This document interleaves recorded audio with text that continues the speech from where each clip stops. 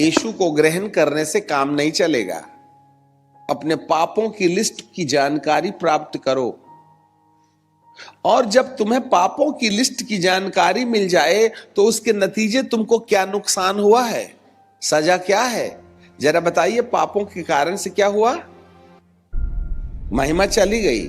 महिमा बोले तो, मृत्यु बोले तो, पवित्र आत्मा का जाना और उसके प्रभाव का हमारे तन मन धन से चला जाना, और दुष्ट आत्मा का प्रभाव हमारे अंदर आ जाना, और उसकी सानिध्यता में बिगाड़ का रास्ता हमारे ऊपर में अधिकार पा लेना,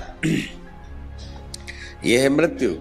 मेरे प्रियो, इस तरीके से एक पापी को पाप की जानकारी होनी चाहिए।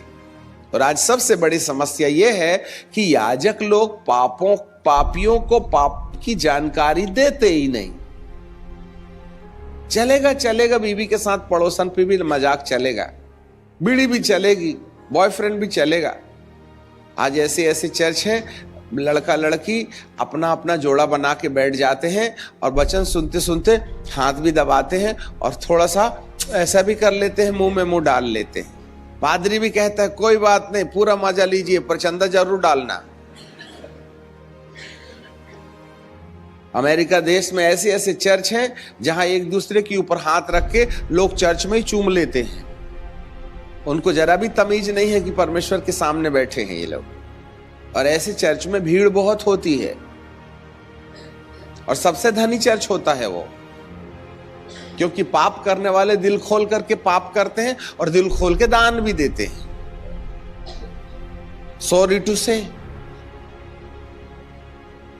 आज पाप की जानकारी देने वाले महंत धरती पर नहीं रह गए। यही कारण है कलीसिया को पाप की जानकारी नहीं है। और जब हमें पाप की ही जानकारी नहीं होगी तो पश्चाताप का सवाल ही नहीं उठता है। और प्रभु यीशु मसीह ने कहा था, मन फिराओ और लौट आओ, परमेश्वर का और स्वर्ग का राज्य निकट आ गया है। आज पश्चाताप तो धरती पर ऐसा गायब हो गया है जिसके बारे में कहा ही नहीं जा सकता है। भाई, पश्चाताप तो पाप की जानकारी के ना बाद होता है। इसलिए सच्चा परमेश्वर का दास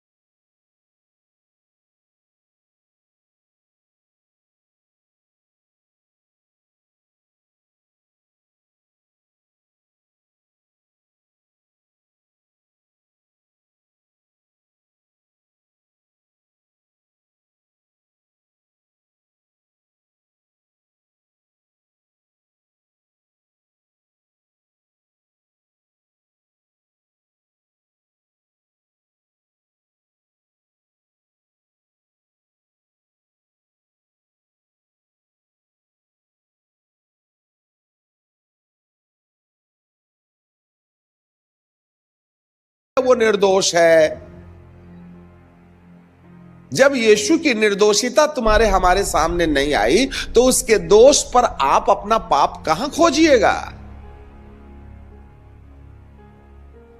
जो यीशु की निर्दोषिता को जाने और यह जाने कि यह निर्दोष होके फिर दोषी क्यों हो गया, तब उस दोष के अंदर अपने पापों को गिनो,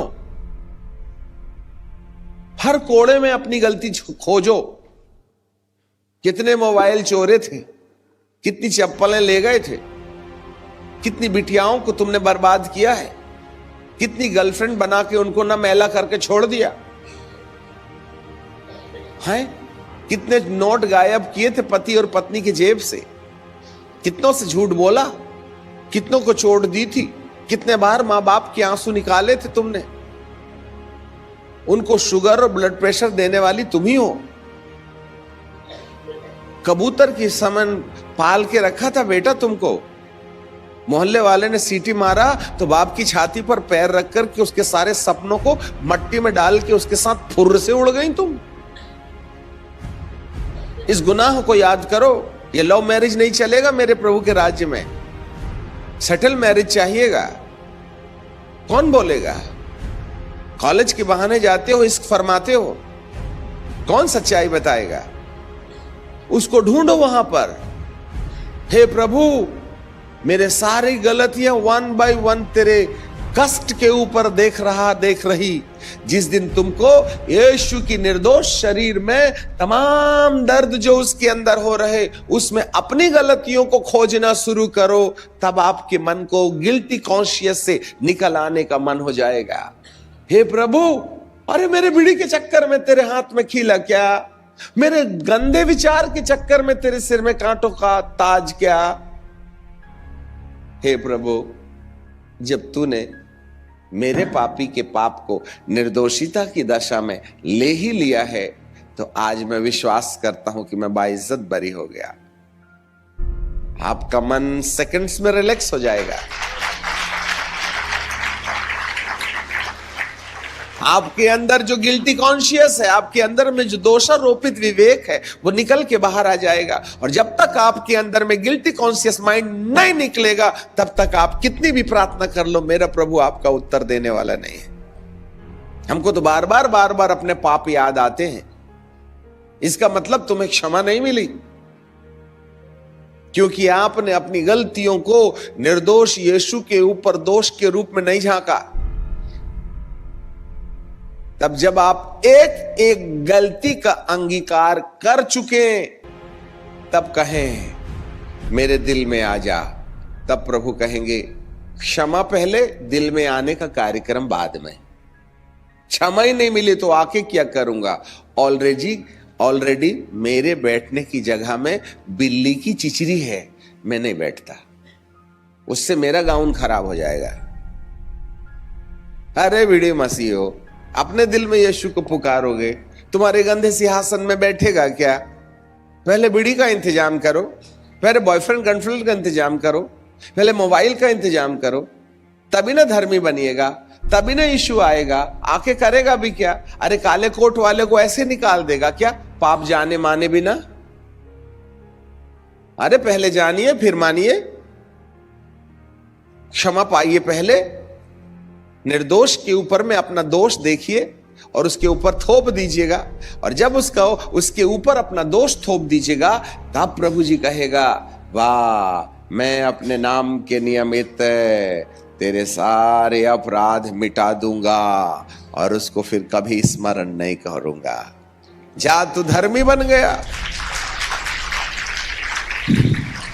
और जब हम धर्मी बन जाएंगे, तब कहिएगा, यीशु अब तो बन गया ना मैं धर्मी। हाँ, तेरा नाम काट दिया मैंने, पाप की लिस्ट से धर्मियों की लिस्ट में दे दिया।